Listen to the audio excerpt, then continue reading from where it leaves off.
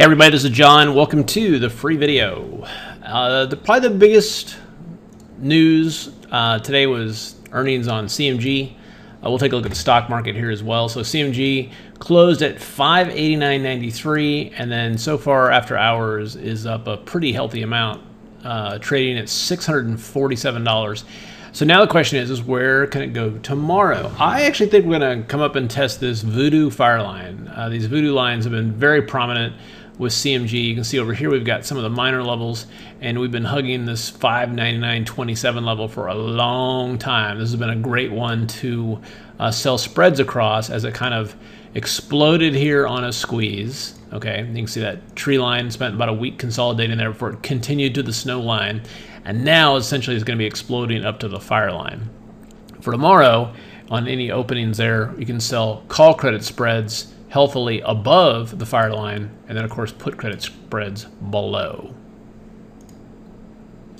And then for Netflix, which also had earnings out, it's kind of a muted response. You can see that the stock closed at $451.95, but ultimately after hours is up only like $4, which is great from an earnings perspective in terms of option plays. All that premium we sold just expired worthless. Tomorrow, if we can hold this bid, we may kind of start working our way back up to the snow line there, but I would expect that snow line for the voodoo lines at 466.11 to hold. Other big earnings this week for Apple. The biggest voodoo line I'm watching here is the Skyline. And you can see here it's at 94.42. This thing has been in play and play and play. What I'm looking for is for earnings. We'll probably just close there and then from there get a move one way or the other. I'm actually looking for Apple to stay contained between this voodoo line at $90.37 and the one at $100.97. And another one here we've been watching is Baidu.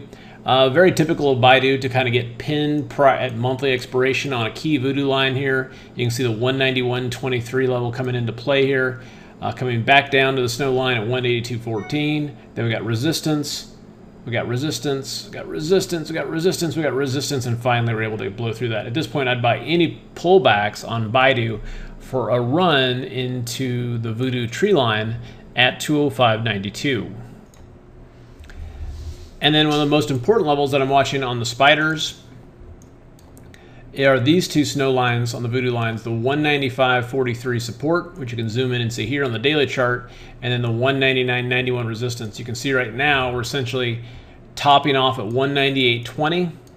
We've pulled back here to 195.43 really a couple of times here, and at this point, if the stock market's going to stay strong, it's going to need to launch itself up here. Typically, by the time you test it for the third time, you're going to break through it. Okay, so the first test is a go with, the second test is a fade, and if we do roll over here, I would actually look for some fairly considerable downside if we break the 195.43 level on a closing basis.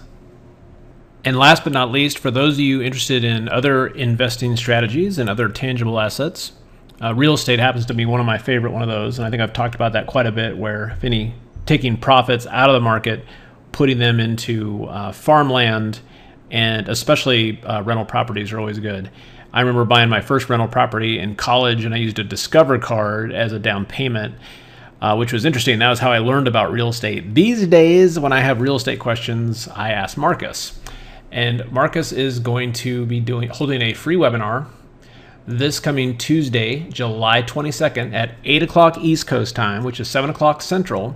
And essentially, he's going to be talking about all the strategies that he uses. And what's great is that, Marcus is from Germany, and he came to the U.S. about 10 years ago, and he's been looking at it from this outside perspective of and really some out-of-the-box thinking that makes this like, wow, that's super easy. One tip he recently gave me was, I wanted to sell a property, and he said, look, John, even though the real estate market in Texas is hot, underprice it. And what's going to happen is you're going to get multiple offers, and it's going to drive the price up above and beyond your asking price. And I tried that and it worked great. Something that was counterintuitive to me, but he has a lot of tips like this, and they're just great. And if you've never bought real estate before, or if you've done it for a while, he's just got some great strategies.